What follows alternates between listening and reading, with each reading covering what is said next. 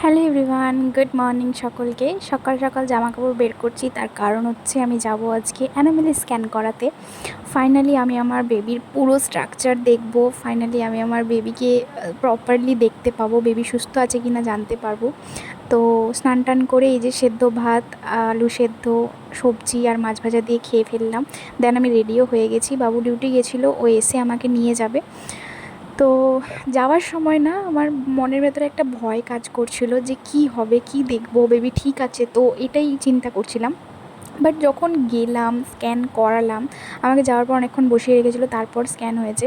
তো যখন স্ক্যানটা করালাম না, অনেকক্ষণ ধরে করালো। স্ক্যান করানোর সময় যে ডক্টর আমার স্ক্যান করছিল, সেই ডক্টর আর আমি দুজনেই হেসে গড়াগড়ি খাচ্ছিলাম। কারণ আমার বেবি একবার হাত দিয়ে মুখ ঢাকছে, একবার আঙুল চুষছে, একবার মুখটা ঘুরিয়ে নিচ্ছে, কিছুতেই মুখ দেখাবে না। আর 3D পিকচার যখন দেখাচ্ছিল তখন তো আমি মানে এত হ্যাপি হয়ে গেছিলাম। আর দেখছি ও হাসছে, ও হাই তুলছে, মানে ওর প্রত্যেকটা মুভমেন্ট আমি দেখেছি। এত এত এত বেশি হ্যাপি হয়ে গেছিলাম যে আমি মানে এখনও এগুলো ভাবতে গেলে না আমার চোখের সামনে ভাসছে ওর মুখটা, যে আমি ওকে দেখেছি প্রপারলি। উফ, আমি এটা বলে বোঝাতে পারবো না।